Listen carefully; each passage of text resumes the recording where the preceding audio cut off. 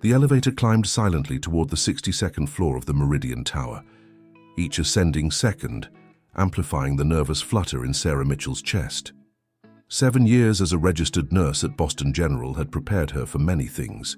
Emergency surgeries, difficult families, life and death decisions, but nothing quite like this. The brass doors reflected her image back at her. A woman of 32 with auburn hair pulled into a professional bun, wearing her best navy blazer, trying to project confidence she didn't entirely feel. The legal notice had arrived 3 weeks, ergo delivered by courier to her modest apartment in Cambridge. An opportunity, they called it, a consultation regarding a unique arrangement that could significantly improve her financial circumstances. Sarah had nearly thrown it away, assuming it was some elaborate scam, but the letterhead belonged to Whitman & Associates, one of Boston's most prestigious law firms, and curiosity had ultimately won over caution. The elevator chimed softly, and Sarah stepped into a reception area that belonged in an art museum rather than a law office.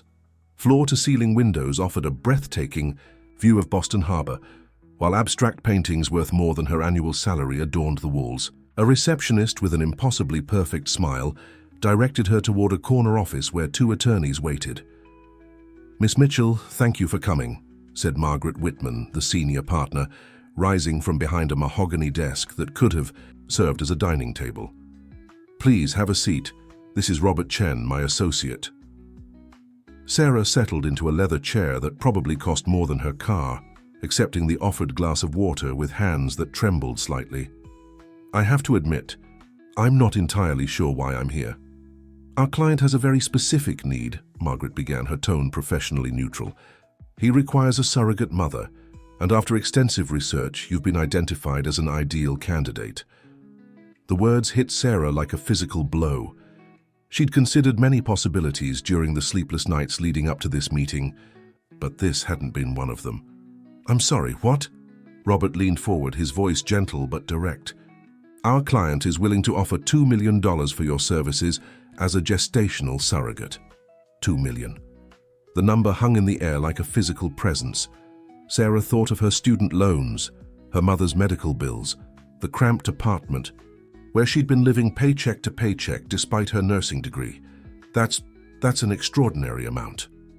"Our client values discretion and professionalism above all else," Margaret continued. "Your medical records are impeccable, your psychological evaluations outstanding, and your character references speak to someone of remarkable integrity and stability." Sarah's mind raced. "How do you even have access to my medical records?" "This feels..." "Everything has been obtained through proper legal channels with appropriate permissions," Robert assured her.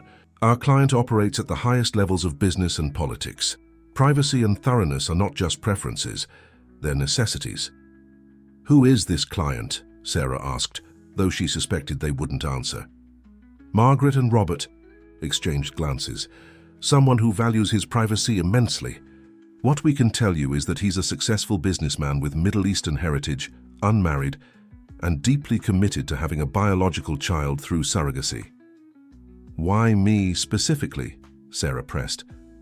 "There are agencies for this kind of thing." "Your profile stood out for several reasons," Margaret explained, consulting a thick file.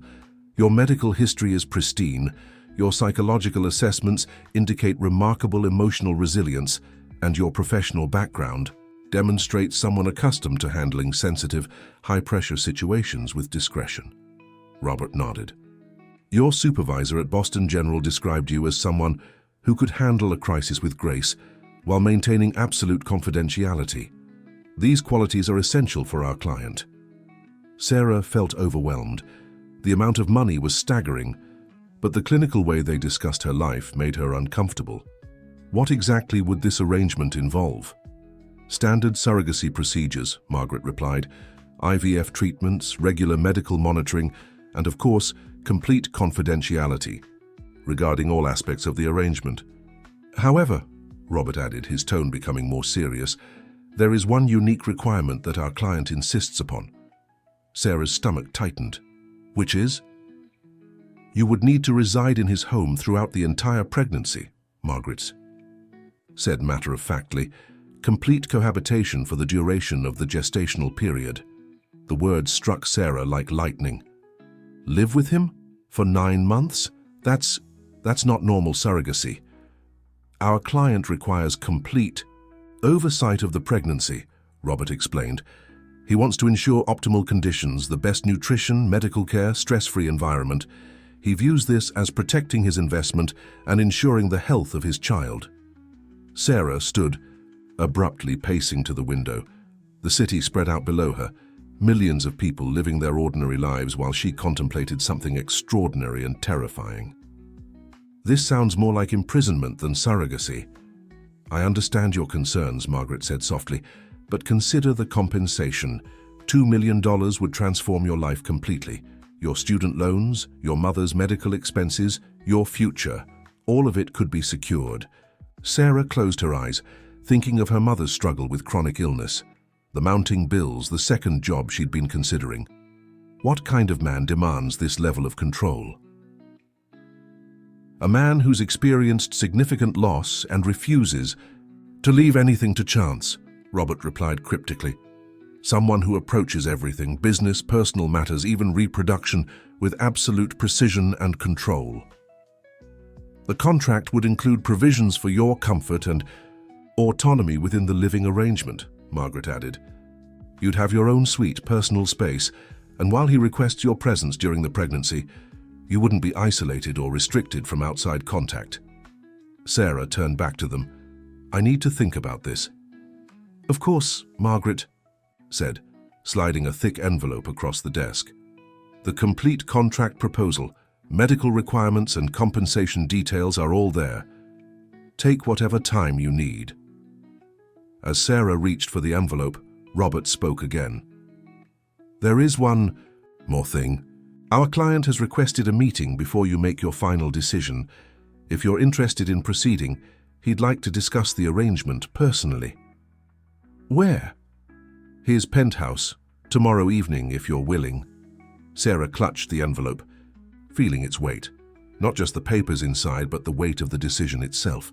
$2 million, 9 months of her life, a complete stranger's child. And the most unsettling part, living with a man she knew nothing about except that he had enough money to buy whatever he wanted, including, apparently, complete control over someone else's life. I'll read through everything tonight, she said finally. Margaret smiled. We'll await your call. As Sarah rode the elevator back down to street level, she realized her hands had stopped shaking. Whether from resolve or resignation, she couldn't tell. The envelope felt warm against her chest where she held it, filled with the potential to change everything or destroy the quiet stability she'd worked so hard to build. That evening, Sarah sat at her small kitchen table, the contract spread before her like evidence in a case she was trying to solve. The legal language was dense, but the essential points were clear. $2 million in exchange for carrying a child and surrendering 9 months of her freedom to live under the complete supervision of a man whose name wasn't even mentioned. In the documents, she thought about calling her best friend Emma for advice, but how could she explain something this surreal? Instead, she found herself thinking about her mother, lying in that hospital bed last month, worried about the mounting bills, even while fighting her own battle with illness. Sarah picked up her phone and dialed the number Margaret had provided. I'll meet with him, she said when Robert answered. Tomorrow evening. Excellent. A car will pick you up at 7. As she hung up, Sarah realized she'd just agreed to step into a world she couldn't begin to imagine, with a man who apparently believed he could purchase not just her reproductive services, but 9 months of her entire existence. The black Mercedes pulled up precisely at 7 o'clock, its driver emerging to open the door for Sarah with military precision. As they glided through Boston's evening traffic toward Beacon Hill, Sarah tried to calm her racing heart. She'd chosen her outfit carefully, a professional gray dress that projected competence without being too formal, her nursing experience having taught her the importance of first impressions in delicate situations. The penthouse occupied the entire top floor of a converted 19th century mansion, its facade a masterpiece of Victorian architecture that had been seamlessly modernized. As the private elevator carried her upward, Sarah wondered what kind of man chose to live in such a place, suspended between the historical weight of Boston's past and the limitless possibilities that money could create. The elevator opened directly into a foyer that took her breath away. Original hardwood floors gleamed under crystal chandeliers, while floor-to-ceiling windows offered a panoramic view of the city's glittering lights. The space was decorated with an impeccable blend of modern sophistication and classical elegance, every piece clearly chosen by someone with exquisite taste and unlimited resources. Miss Mitchell. The voice came from behind her, deep and accented with the slight formality that suggested English wasn't his first language. Sarah turned and felt the air leave her lungs. He was tall, perhaps 6'3", with dark hair that showed distinguished traces of silver at the temples. His features carried the sharp elegance of Middle Eastern heritage. With dark eyes that held an intensity she found both compelling and unsettling. He wore a perfectly tailored navy suit that probably cost more than she made in 3 months. But it was his presence that truly commanded attention. He moved with the quiet confidence of someone who had never questioned his right to control his environment. "Mr. Sarah began, realizing she still didn't know his name. "Alexander Rashid," he said, extending a hand. His grip was firm, lasting perhaps a moment longer than strictly necessary. "Thank you for coming." "Thank you for considering me," Sarah replied, immediately feeling foolish. This wasn't a job interview, though it felt uncomfortably similar. "Please, sit." He gestured toward a seating area where 2 leather chairs faced each other across a low table set with coffee and what appeared to be Middle Eastern pastries. "I thought we should discuss this arrangement face to face." Sarah settled into the chair, acutely aware of his gaze as he took the seat opposite her. Alexander moved with deliberate precision, even in something as simple as sitting down. Everything about him suggested a man accustomed to absolute control. "The lawyers have explained the basic terms," he began, his voice measured and professional. "But I wanted to meet you personally, to ensure we understand each other completely. I have to admit this whole situation is unusual," Sarah said, accepting the coffee he offered. "I've never heard of a surrogacy arrangement like this. I don't approach anything casually, Miss Mitchell. When I decide I want something, I ensure every variable is controlled, every risk minimized." His dark eyes studied her with an intensity that made her shift in her chair. "A child is not something I'm willing to leave to chance. But having me live here, that goes far beyond normal medical supervision." Alexander was quiet for a long moment, his gaze moving to the windows, where the city lights twinkled below. "I lost someone very important to me several years ago," he said finally, his voice softer but no less controlled. "Since then, I've learned that the only way to protect what matters is to maintain complete oversight." Sarah sensed pain beneath his carefully controlled exterior, but his next words reminded her of the power dynamic between them. "You would have complete autonomy within reasonable boundaries," he continued. "For your own suite, private space, access to anything you need.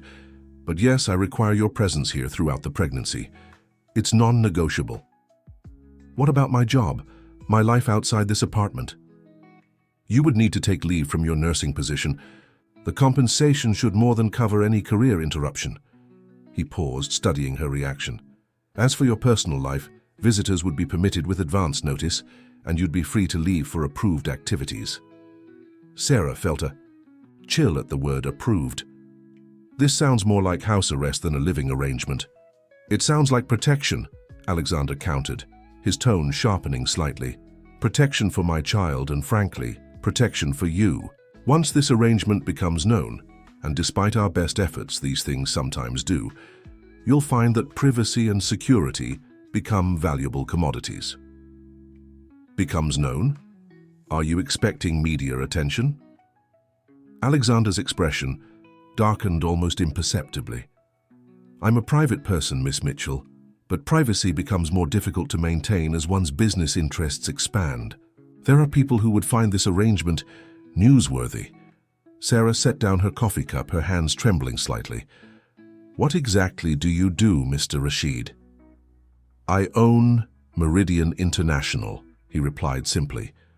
Sarah's eyes widened. Meridian International was a global conglomerate with interests in everything from technology to renewable energy. She'd seen Alexander's name in business magazines, though the photos never did justice to his commanding presence. He was one of the wealthiest men in America, perhaps the world. "You're that Alexander Rashid," she whispered. "Does that change your perspective on the arrangement?" Sarah's mind raced. The money, the control, the need for secrecy, it all made sense now.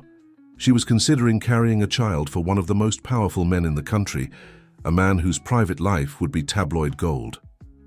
"It explains a lot," she admitted, "but it also makes this much more complicated." "Everything worthwhile is complicated," Alexander replied.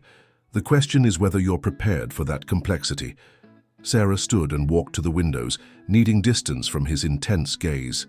The city stretched out below, millions of ordinary people, living ordinary lives. "Why me? With your resources, you could have anyone." "Because you're not anyone," he said, his voice following her to the window. "Your psychological profile indicates someone who can handle pressure without becoming emotionally compromised.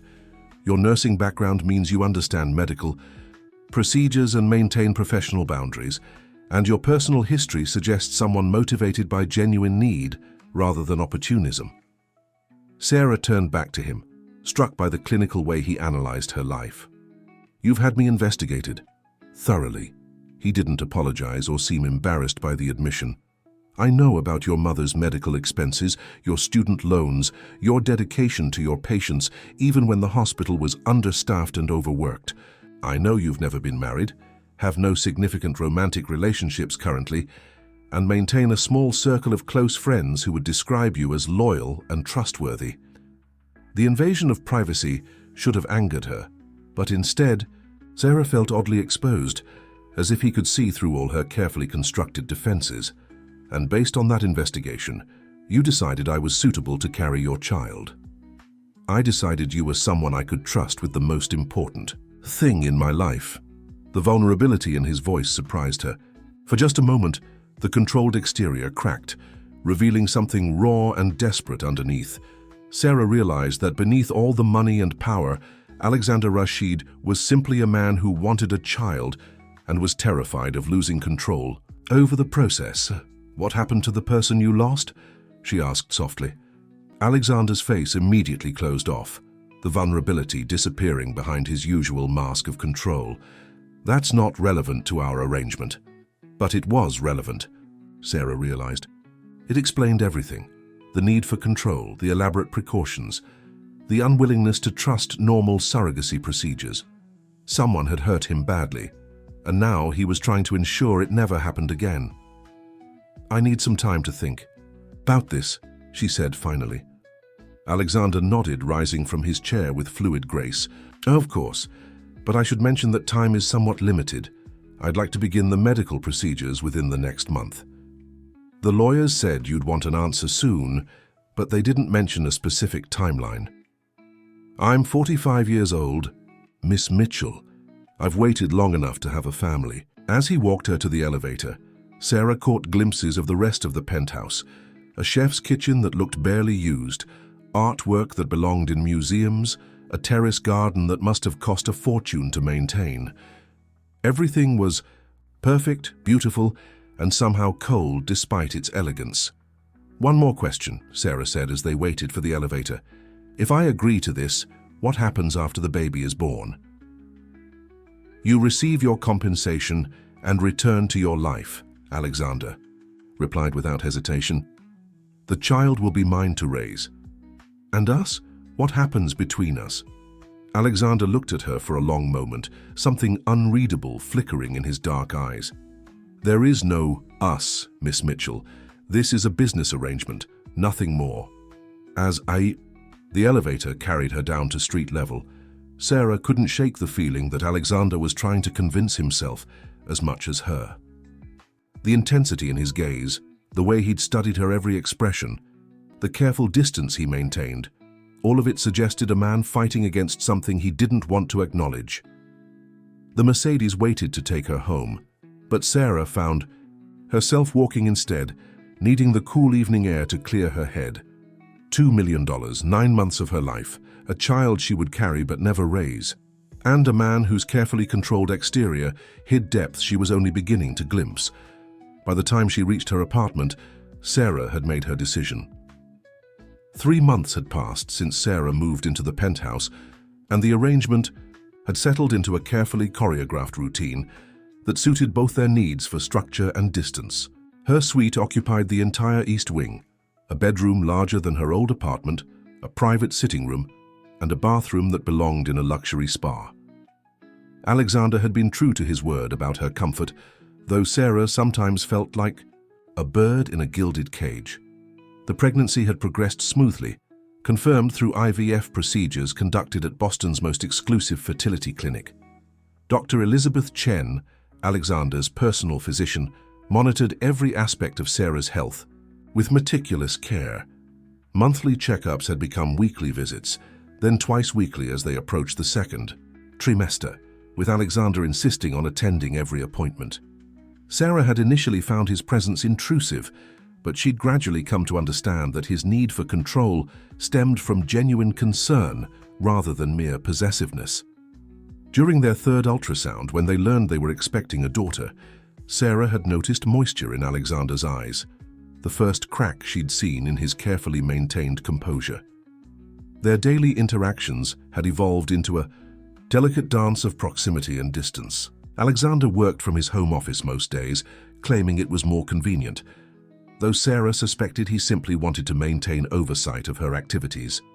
He was unfailingly polite, ensuring she had everything she needed, but maintained professional boundaries with almost military precision. Breakfast was served at 8 o'clock each morning in the formal dining room, where they sat at opposite ends of a table that could have seated 12. Alexander would review business reports, while Sarah checked her phone for messages from friends and updates on her mother's condition. Conversation was limited to necessities, her health, medical appointments, any requirements she might have. "Doctor, Chen wants to increase your prenatal vitamins," Alexander said one morning, his attention apparently focused on his tablet, while Sarah ate fresh fruit prepared by Maria, the housekeeper who came daily. "I saw the note in my file," Sarah replied. "She's also recommending more rest in the afternoons." "Then you should rest more in the afternoons." "I'm not tired, I feel fine." Alexander looked up from his tablet, his dark eyes studying her with the intensity she'd grown accustomed to. "Dr. Chen is one of the best maternal fetal specialists in the country. If she recommends rest, you should rest." Sarah set down her fork, frustrated by his assumption that she couldn't make decisions about her own body. "I'm a registered nurse, Alexander. I understand pregnancy and medical recommendations, but I also know my own body and I feel perfectly fine." "This isn't a normal pregnancy, Sarah." His use of her first name, rare in their formal interactions, carried weight. "The stakes are higher." "Higher for whom? The baby is healthy, my vitals are perfect, and I've had no complications." "Yet." Alexander's voice carried an edge that suggested old wounds. "Complications can develop quickly." Sarah recognized the fear beneath his control, the same vulnerability she'd glimpsed during their first meeting. Someone had hurt him deeply, and now he was trying to manage every variable to prevent it from happening again. "What happened to her?" Sarah asked softly. Alexander's face immediately shuttered. "I don't know what you mean." "The woman you lost. What happened?" For a moment, silence stretched between them, heavy with unspoken pain. Then Alexander stood abruptly, his breakfast barely touched. "That's not relevant to our arrangement," he said, the familiar wall sliding back into place. "I'll be in meetings most of the day. Maria will ensure you have whatever you need." As he left the dining room, Sarah felt the familiar frustration that had become part of their daily routine. Alexander treated her like a valuable asset that required careful maintenance, not like a human being carrying his child. The professional distance he maintained was beginning to wear on her, especially as her body changed and her emotions intensified with the pregnancy hormones. Dr. Chen had warned her that emotional volatility was normal during the second trimester, but Sarah found herself increasingly sensitive to Alexander's controlled detachment. When he inquired about her health, she wanted to talk about how the baby's movements felt like butterflies. When he asked about her comfort, she wanted to share her dreams about the little girl growing inside her. Instead, their conversations remained clinical, transactional. That afternoon, Sarah was reading in the penthouse's library when she heard voices from Alexander's office. The walls were thick, but the tone of the conversation was unmistakably tense. She tried to ignore it, but phrases drifted through the partially open door. Tabloid is asking questions, photographs from the medical center, speculation about a relationship. Sarah's blood ran cold. She'd known this was a risk, but the reality of potential media attention struck her like a physical blow. Alexander's voice was calm, but deadly serious as he responded to whoever was on the other end of the phone. Handle it, whatever it costs. Yes, sir, but if they already have photographs, then make sure they understand the consequences of publication. Sarah closed her book and retreated to her suite, her mind racing. She'd been naive to think they could keep this arrangement completely secret. Alexander was one of the most recognizable businessmen in the country, and she'd been accompanying him to medical appointments for months.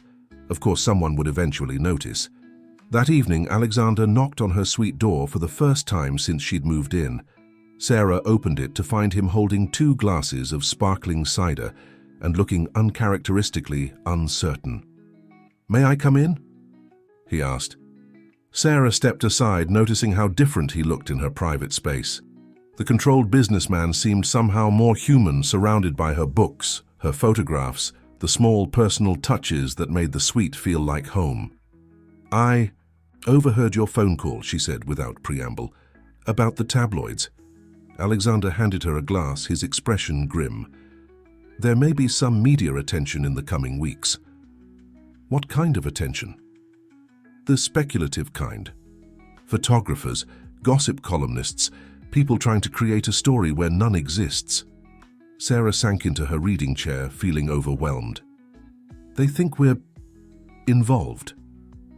They think whatever sells magazines." Alexander remained standing, his posture tense. "I want you to be prepared. There may be intrusive questions, attempts to photograph you, people trying to contact your friends and family." "My mother," Sarah whispered, thinking of her mother's fragile health. "She can't handle stress like this." "I'm arranging increased security for your mother's facility and your close friends. My security team will also be implementing additional protection measures here." "Additional protection? There's already security here?" Alexander looked uncomfortable. Discreet security, background monitoring, nothing intrusive. Sarah realized how carefully Alexander had orchestrated their isolation, not just for control, but for protection. The penthouse wasn't just a home, it was a fortress designed to keep the world at bay. "What happens if this story gets out?" she asked. "Then we deal with it." Alexander's voice was matter-of-fact, but Sarah caught a flash of something deeper. "The truth is that you're carrying my child through a legal surrogacy arrangement. There's nothing scandalous about that." "But people will make it scandalous. People will speculate. That doesn't make their speculation true." Sarah stood and walked to the window, looking out at the city lights. "You warned me about this, didn't you, during our first meeting?" "I warned you that privacy becomes difficult to maintain. I didn't anticipate how quickly the speculation would begin, or how it would affect you." Alexander was quiet for so long that Sarah turned to look at him. He was staring into his glass of cider, his usual composure cracked just enough to reveal the man beneath the mask. "I've worked very hard to keep my personal life private," he said finally. "Not for my sake, but because privacy protects the people I care about." "The woman you lost, did media attention hurt her?" Alexander's jaw tightened. "She died in a car accident while trying to escape photographers." The words hung in the air like a physical presence. Sarah felt her heart break for him, understanding finally why he needed such absolute control, why he'd created this fortress of security and distance. "Alexander," she began, but he held up a hand to stop her. "That's why this arrangement. is the way it is, Sarah. Distance protects everyone involved. Professional boundaries prevent emotional complications that could lead to situations I can't control. But even as he said it, Sarah could see the cracks in his carefully constructed walls, the way he looked at her when he thought she wasn't watching, the subtle tension that filled the room whenever they were alone together, the protective instincts that went far beyond a business arrangement. "What was her name?" Sarah asked softly. "Amira." The name escaped him like a prayer. She was a journalist, ironically. She understood the media better than anyone, but that didn't protect her when they decided our relationship was news. Sarah set down her glass and moved closer to him, drawn by the pain in his voice. "I'm sorry. I swore after she died that I would never again allow someone I cared about to be vulnerable to that kind of scrutiny." Alexander looked up at her, his dark eyes filled with a mixture of pain and something else, something that made Sarah's breath catch. "Which is why this arrangement has to remain exactly what it is, professional, distant, safe." But they were standing close now, close enough that Sarah could see the gold flecks in his dark eyes, could smell his cologne, could feel the heat radiating from his body. The baby chose that moment to move, a strong kick that made Sarah gasp and press her hand to her abdomen.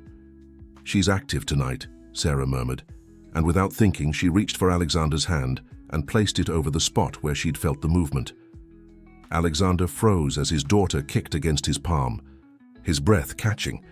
For a moment all his careful control dissolved, and Sarah saw him as he really was, not the billionaire businessman, but a man desperate to connect with his child and terrified of the vulnerability that connection required. "She's strong," he whispered, his voice filled with wonder. "She takes after her father," Sarah replied, and immediately regretted the intimacy the words implied. Alexander's hand lingered for just a moment longer before he stepped back, the professional mask sliding back into place. "I should let you rest. Dr. Chen wants you to have at least 9 hours of sleep per night." As he moved toward the door, Sarah felt the familiar frustration return.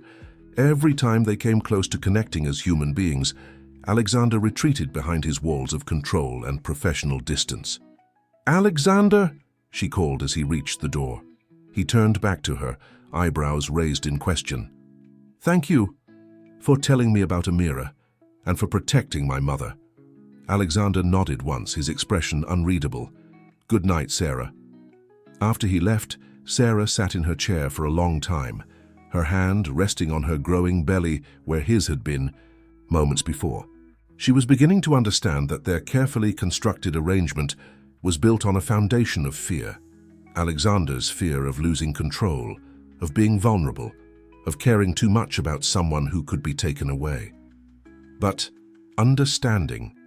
His fear didn't make living with its consequences any easier. And as her daughter grew stronger inside her, Sarah found herself wanting more than professional distance from the man who was going to be her child's father. The media storm erupted on a Tuesday morning in Sarah's 7th month of pregnancy. She woke to find her phone buzzing with calls from numbers she didn't recognize, and when she looked out the penthouse windows, she could see photographers gathered across the street with telephoto lenses pointed at the building. "Billionaires. Secret love nest," screamed the headline of the tabloid that Maria nervously brought with her morning tea. The accompanying photograph showed Sarah and Alexander leaving the medical center together, her pregnancy clearly visible, his hand protectively placed on her back, a gesture so natural that neither of them had been aware of it. Alexander appeared in her doorway within minutes, his face thunderous as he surveyed the chaos below. "My security team is handling the photographers, but I'm afraid this is just the beginning." Sarah stared at the newspaper, feeling violated by the invasive speculation. The article painted her as a gold digger who had seduced Alexander Rashid into an affair with wild theories about their relationship that bore no resemblance to reality. "They make it sound like I'm your mistress," she said, her voice shaking. "They make it sound like whatever sells copies," Alexander replied grimly. "I've dealt with this before, it will pass." But it didn't pass. Over the following days, the story gained momentum. More photographs surfaced. Alexander entering her hospital room during a routine checkup, the two of them in his car outside, a restaurant where they'd stopped for Sarah's pregnancy cravings, moments of apparent intimacy that were actually careful, orchestrated meetings for a business arrangement. Sarah found herself trapped in the penthouse as photographers camped outside, unable even to visit her mother without running a gauntlet of invasive questions. The stress began affecting her sleep, her appetite, her peace of mind. Dr. Chen expressed concern about Sarah's elevated blood pressure and recommended complete bed rest.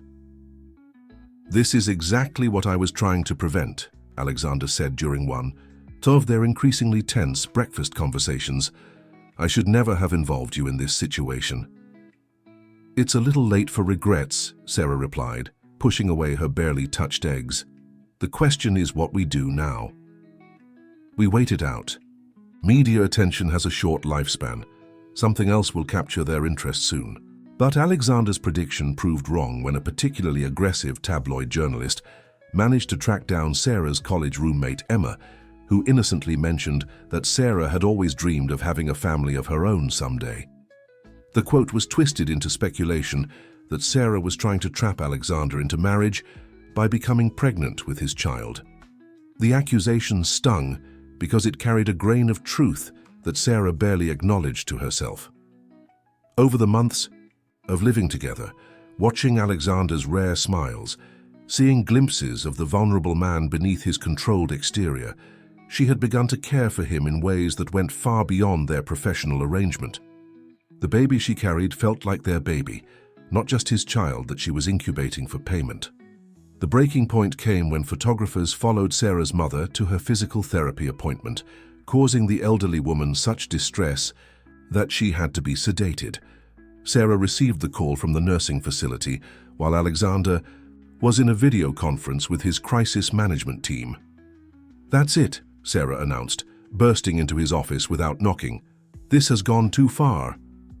Alexander immediately ended his call, rising from his desk with concern. "What happened?" "They harassed my mother. She's in the hospital now because some photographer decided a sick woman was fair game for getting a quote about her daughter's supposed affair with you." Alexander's face went white. "Is she all right?" "She will be. But this can't continue. I won't have her hurt because of some business arrangement that spiraled out of control." "Sarah, I'm sorry. I never intended—" "I know you didn't intend this, but intentions don't matter anymore. We need to make a decision. Either we end this arrangement now, or we tell the truth about what it really is." Alexander was quiet for a long moment, staring out at the photographers still gathered below. "If we announce the surrogacy arrangement, it becomes a different kind of story, but still a story. Your privacy will still be compromised. At least it would be the truth instead of lies about us having an affair." Alexander turned back to her, his expression unreadable. "Is that what bothers you most? That they think we're having an affair?" The question caught Sarah off guard. What do you mean?" "Would it be so terrible if people believed you cared about me?" Sarah felt her breath catch. They were treading into dangerous territory. The professional boundaries Alexander had insisted upon beginning to blur. "That's not what this is about." "Isn't it?" Alexander moved closer, his voice dropping. "We've been living together for months, Sarah. We've shared meals, conversations, moments watching our daughter move inside you. Are you telling me you feel nothing beyond our business arrangement?" The words hung between them like a challenge. Sarah felt tears prick her eyes. Pregnancy hormones, she told herself, though she knew it was more than that. "What I feel doesn't matter," she whispered. "You made it clear from the beginning that this was purely professional." "I made it clear because I was trying to protect both of us." Alexander's carefully controlled mask was slipping, revealing the man she'd glimpsed in rare, unguarded moments. But somewhere along the way, protection became prison. Before Sarah could respond, Alexander's phone buzzed with an urgent message. His expression darkened as he read it. "What is it?" Sarah asked. "My security team intercepted communications between tabloid journalists. They're planning to camp outside your mother's facility indefinitely, hoping to get an exclusive interview or photograph." Sarah sank into a chair, overwhelmed by the escalating situation. "We have to stop this." "There's one way," Alexander said quietly. "We hold a press conference, announce the surrogacy arrangement publicly, explain the situation clearly, and remove the mystery that's driving their speculation." And then what? The media circus continues with a different angle. Maybe, or maybe the truth is boring enough that they move on to the next scandal. Sarah looked up at him, seeing the conflict in his dark eyes. Alexander was offering to expose their most private arrangement to public scrutiny, something that went against every instinct he had about protecting his privacy. "You'd do that? Risk that level of exposure to protect you and your mother?" "Yes." The simple answer shattered something inside Sarah. This man who valued privacy above almost everything else was willing to sacrifice it for her comfort and safety, not because of their contract, but because he cared about her. "Alexander," she began, but he held up a hand. "Before you say anything, there's something else you need to know." Sarah waited, her heart pounding.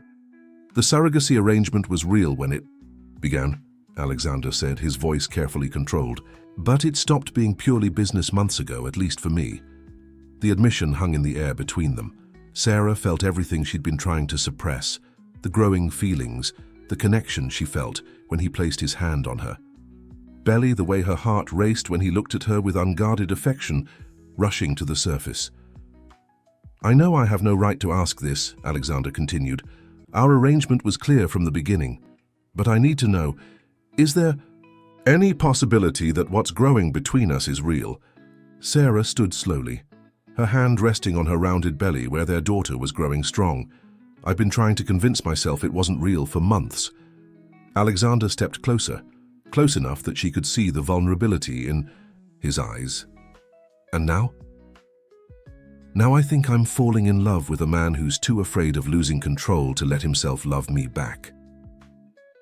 The words escaped before Sarah could stop them, raw and honest and terrifying. Alexander went very still, his breathing shallow. "You're wrong," he said quietly. Sarah felt her heart sink. "I am?" "You're wrong about me being too afraid." Alexander reached out, gently cupping her face in his hands. "I'm not afraid of losing control anymore, Sarah. I'm afraid of losing you." The kiss was inevitable. Months of careful distance and professional boundaries dissolving in an instant. Alexander kissed her with desperate tenderness, as if he'd been holding his breath for months and could finally breathe again. When they broke apart, Sarah was crying, tears of relief, of joy, of fear for what this meant for their carefully constructed arrangement. "What happens now?" she whispered. "Now we figure out how to build something real from what started as a business transaction," Alexander replied, his forehead resting against hers. "If you want to." "I want to," Sarah said without hesitation. "But the media, the attention, we'll handle it together, all of it." Alexander's assistant, Grace, chose that moment to knock urgently on the office door. "Mr. Rashid, I'm sorry to interrupt, but there's been a development with the media situation." Alexander opened the door, keeping Sarah close beside him. "What kind of development?" Grace looked nervous. "Someone leaked security footage from the medical center, video of you and Miss Mitchell from 3 months ago." Sarah's blood ran cold. "What kind of video?" "The tabloids are calling it proof of your romantic relationship. It shows Mr. Rashid holding you during what appears to be an emotional moment." Sarah remembered the moment clearly. She'd been overcome with emotion during an ultrasound when they'd first heard their daughter's heartbeat. Alexander had instinctively reached out to comfort her, and she'd let herself lean into his strength for just a moment. "They're interpreting medical support as romantic involvement," Alexander said grimly. "There's more," Grace continued reluctantly. "The video also shows the moment when you both saw the ultrasound image, the expressions on your faces. It's being described as a couple experiencing their first child together." Because that's what it was, Sarah realized. Somewhere in that sterile medical room, looking at their daughter's tiny form on the monitor, they had become a family without either of them acknowledging it. Schedule the press conference, Alexander said decisively. This afternoon, we're going to tell the truth. All of it. Sir, Grace looked confused. The surrogacy arrangement, how it began and how it's evolved into something real. Alexander looked at Sarah, seeking her agreement. We're going to explain that sometimes business arrangements become love stories, and that's exactly what happened to us. Sarah felt a surge of terror and exhilaration. They were about to expose their most private moments to public judgment, but they were going to do it together, as partners instead of strangers bound by a contract. Are you sure? She asked Alexander. I've never been more sure of anything in my life. The press conference was held in the conference room of Alexander's corporate headquarters, with Sarah wearing a simple blue dress that accommodated her pregnancy, and Alexander in his most authoritative business suit. They sat side by side at a long table, facing a room full of reporters and cameras. Ladies and gentlemen, Alexander began, his voice steady and commanding. We've called this conference to address the speculation surrounding my relationship with Sarah Mitchell. Sarah took a deep breath and leaned toward the microphone. 7 months ago, I agreed to serve as a surrogate mother for Mr. Rashid through a legal arrangement negotiated by his attorneys. A murmur went through the room as reporters frantically took notes. Alexander continued, the arrangement was initially purely professional. Ms. Mitchell was compensated for her services, and I provided appropriate medical care and accommodation during her pregnancy. However, Sarah added, finding strength in Alexander's presence beside her, over the course of living together and preparing for our daughter's arrival, we discovered that we had developed feelings for each other that went beyond our business arrangement. What began as a surrogacy contract has evolved into a genuine relationship, Alexander said, reaching over to take Sarah's hand. We are now planning to marry and raise our daughter together as a family. The room erupted with questions, but Alexander held up a hand for silence.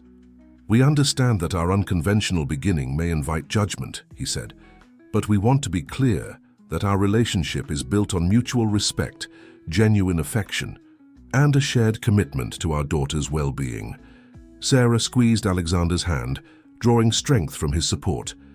We ask for privacy during this transition as we prepare for our daughter's birth and plan our future together.